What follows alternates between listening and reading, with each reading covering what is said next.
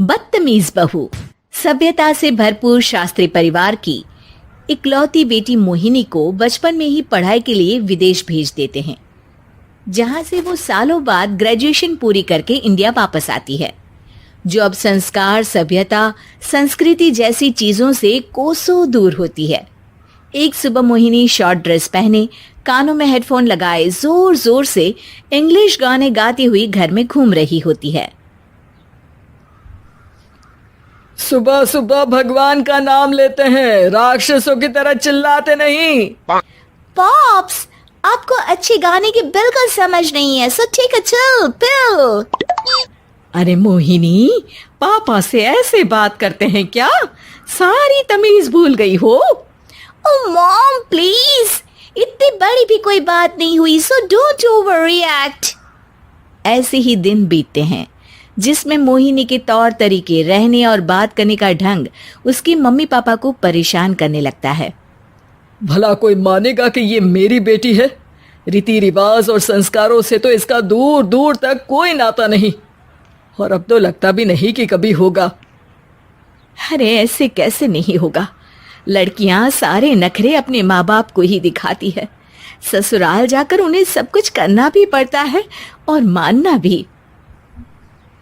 पत्नी की बात शास्त्री जी समझ जाते हैं और कुछ ही दिनों में अपने से भी ज्यादा धार्मिक परिवार में निखिल के साथ मोहिनी का रिश्ता पक्का कर देते हैं। रिश्ता तो पक्का कर दिया, पर यहाँ मोहिनी को कैसे मनाएंगे? शादी ब्याह के मामले में आटे में नमक जितना झूठ तो चलता है जी। इसी तरह एक के बाद एक तिकड़म लगाते हुए दोनों मिलकर मोहिनी को शादी के लिए तैयार कर लेते हैं और मोहिनी निखिल की शादी हो जाती है, जिसके अगले दिन से ही मोहिनी दोबारा अपने पूरे अवतार में शॉर्ट ड्रेस पहनकर घर में घूमने लगती है। बहू को ऐसे देख सास की आंखें फटी की फटी रह जाती हैं। अरे ये क्या बेशर्मी है, हमारे घर की लड़कियां जींस तक नहीं पहनती और तुम बहू होकर इतने छोटे कपड़े पहनकर पूरे घर में घूम रही हो। सीरियसली मॉम, प्लीज आप अपनी इस 80 के दशक वाली सोच में मुझे इंक्लूड मत करो। हाय तौबा, एक तो बेशर्मी दिखाती है, ऊपर से सास के साथ जुबान भी लड़ाती है। अरे जल्दी कपड़े बदल कर आ, घर की पहली आरती तुम्हें ही करनी है। इतनी देर में निखिल भी वहां आ जाता है।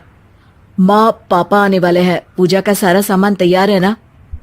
ये पूजा हमेशा मेरे बॉयफ्रेंड्स के पीछे पड़ी रहती थी और अब हस्बैंड के पीछे भी आ गई। मोहिनी की बातें सुन सास तो अपना सिर पकड़ लेती है, लेकिन निखिल किसी न किसी तरह उसे पूजा के लिए कन्विंस करके कपड़े चेंज करने के लिए भेज देता है, जिस पर पूजा खत्म होने के बाद वो एक बार फिर अपनी शॉर्ट ड्रेस में आ जाती है।